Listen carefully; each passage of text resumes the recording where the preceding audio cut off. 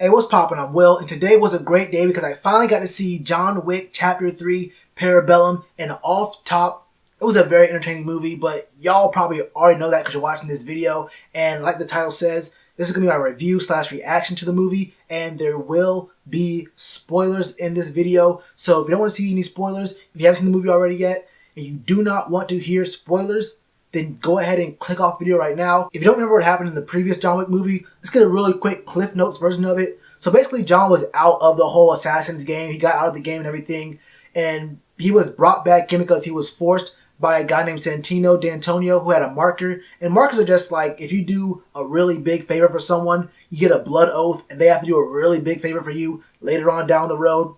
And apparently Santino was really instrumental in getting John out the game. Santino wanted him to kill his sister, Gianna D'Antonio, because she was going to be a member of the High Table. And the High Table is the governing body of the Assassins organization. And you get the feeling that the High Table isn't just, in charge of assassinations and whatnot. They're probably a part of a much bigger, grander scheme of things. Fast forward, he and Santino are in the Continental Hotel. And one of the biggest rules of the organization is that you cannot kill anyone if you're inside of the hotel. It's one of the biggest cardinal rules. And look, John gets his feelings hurt, and basically he shoots him right in the face, and he becomes excommunicado, which means he's basically marked for death. And the manager of the Continental in New York, Winston, actually lets him get a 1 hour head start before he's actually excommunicado. And that's where we land in the very beginning of John Wick 3.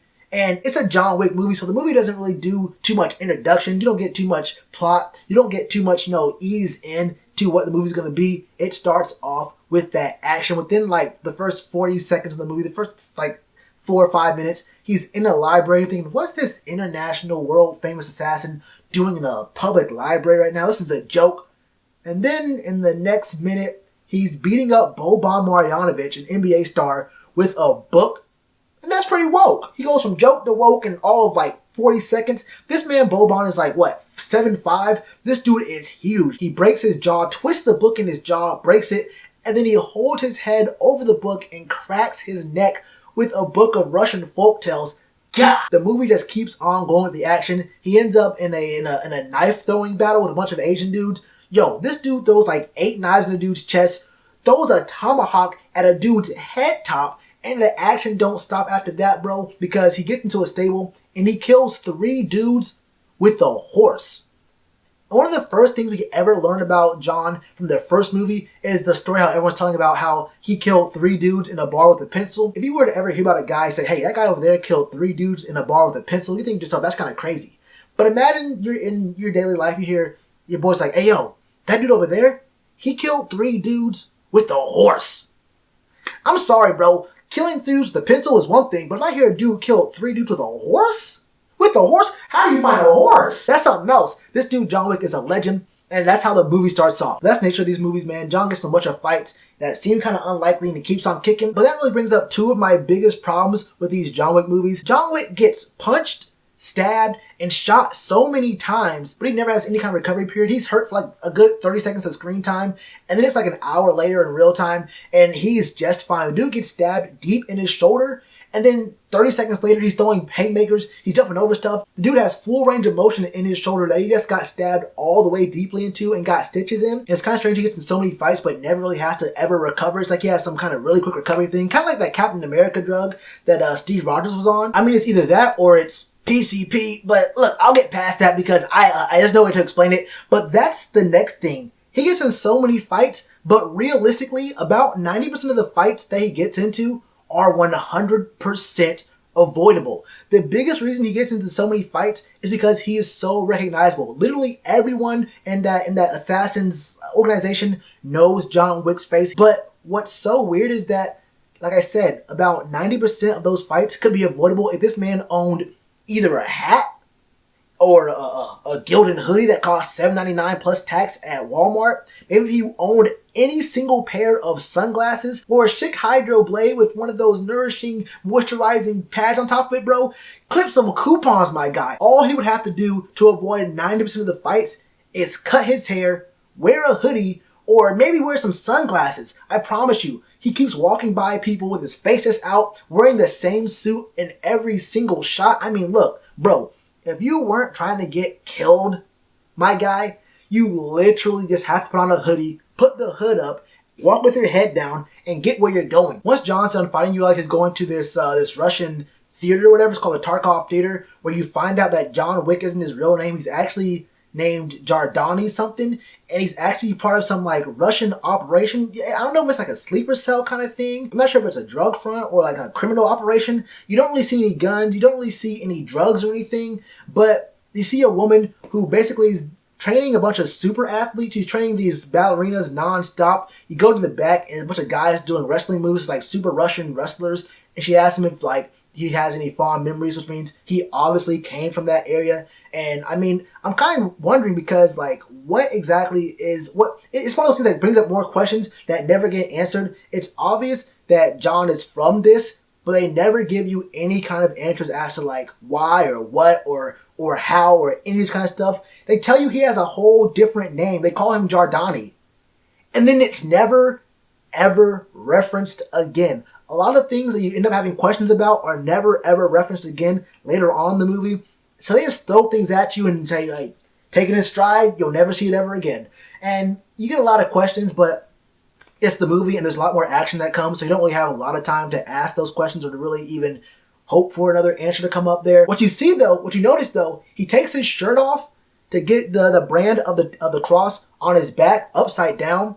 But what you notice in that shot is it shows both of his shoulders. And early in the movie, remember he gets stabbed in the shoulder by Boban and he gets it stitched up by the doctor.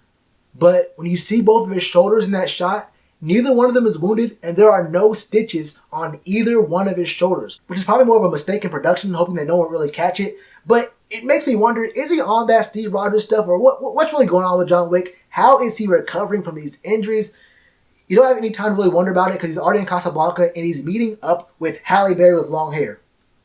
Halle Berry with long hair is a fine look. She a ting, boy. She's a ting, and you find out they have a really deep history together. John has a marker for her. Apparently, he helps get her daughter out of a situation. That's a big part of the relationship, and you have more questions as to like what is their history really. But like everything else in this movie, you get to ask questions that you will never ever get the answer to. Basically, Halle is the manager of the hotel in Casablanca, and he needs her to take him to the dude who used to be her boss. And he's trying to get him to help him out and clear his name, basically, and get in the good graces of the high table again. And it turns out the guy they're going to was the dude who played Ser Jorah in Game of Thrones. And I just noticed when I watched the first John Wick again a few days ago that the dude that kills his dog and steals his car is the guy who plays Theon Greyjoy in Game of Thrones. Kind of an Easter egg kind of thing there. I'm sure it's already been noticed by a lot of people, but I haven't watched John Wick, the first one, since it came out. So it's kind of really cool for me to see that. And Game of Thrones this season has been fill in the blank here. You find out that there is a guy who's above the high table. So this is an organization that's basically operating like the Illuminati. And then you realize there's a guy in Morocco who's even higher than them. And you do not even have a second to worry about who this guy is because he has all of 3 minutes of screen time and he is never, ever referenced to again. But before he lets John go, the one stipulation is if he wants to be back in the fold, and he wants to get rid of his excommunicado, he has to kill Winston, the manager of the Continental in New York, because he gave John that 1 hour. And it's like, look, where are his loyalties? Are they to you? Are they to the high table? And where are your loyalties? Are they to him? Or are they to the high table? And John says, look, I gotta go ahead and kill Winston. And that's where we get, John goes back to the Continental and he wants to kill Winston, but Winston actually pulls a fast one on him. Let me explain what I mean. So John shows up and Winston already knows, look, I know what you're here for. The high table told you, look, if you want to get your life back, you gotta kill me. But hey bro, we're friends. He uses that word friends a couple times. Like, look man, I'd rather die by your hand than by an enemy. So if we're gonna be friends and friendship and all this friend stuff, then hey, go ahead and kill me. But the one weakness that John Wick has in all the movies we see John Wick, John's a badass dude who can kill anybody and anyone. Doesn't matter who you are. Doesn't matter how many of you there are. If you're an enemy of John Wick, then you're dead. But he has one weakness, and that's Helen, his dead wife. And Winston knows this and uses it to his advantage. He tells John, he says, look, if you kill me, then you'll end up just being a puppet of the high table for the rest of your life, bro. You're just going to end up being the boogeyman and you're going to lose your soul. But if you side with me and let me live, you'll die as a guy who your wife loved and, you'll be a pure soul, whatever. That kind of ignores the fact that, honestly, that really doesn't matter because he's already the boogeyman again right now. He's already changed back. He's not really that retired guy anymore. He killed a bunch of dudes. He killed dudes with a tomahawk and he killed 3 dudes with a horse. He ain't that same guy. If his wife saw that happening, his wife would probably be super appalled by all of that. I have to assume that she didn't know anything about his underground dealings and all that kind of stuff.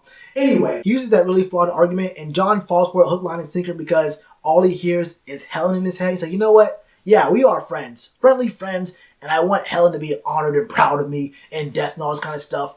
And he sides with Winston. But if you listen close to the conversation they have, it's actually very clear from the jump that it was always Winston's intention to double-cross John. Now, John asks, okay, so is it your intention to go to war with the High Table? And Winston says immediately, not war, a skirmish. So he doesn't think it's going to be a war at all. He says it's going to be a skirmish, and that's very important later on. So right after this conversation happens, the adjudicator, this lady who's kind of, she's kind of bad for, having short hair. That kind of quiet power, it's kind of, hey, you know that go. Anyway, she comes through and says, okay, you want to act like this? We're going to send the goons out here to kill y'all and see how bad you really are. They clean up the hotel. John, Winston, and the black dude, forgot his name, man. Wish I knew his name. Wish I remembered his name. They go to this vault with a bunch of guns and stuff.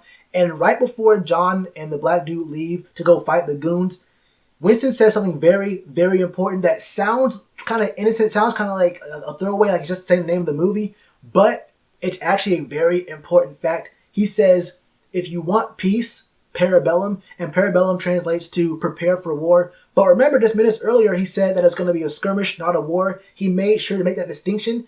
And it sounds at first like he's saying that to himself, like he's talking about his current situation. Like, okay, if I want peace for my hotel and for my life, I gotta prepare to, fight the High Table and fight these guys coming through. But if you think about it, it sounds like a warning to John because Winston believes this fight with the High Table in the hotel is just gonna be a skirmish. So if John dies, it's just gonna be a really quick skirmish, so everything's gonna end and Winston's gonna die. But he believes John's gonna win. So John can just fight off, kill this first wave of High Table dudes, and then they can call a parlay and they can, go ahead with the plan that ends up happening in the movie later on. And in that statement, if you want peace, then prepare for war. He acknowledges that for John to have peace, that he's going to have to, first off, defy the High Table.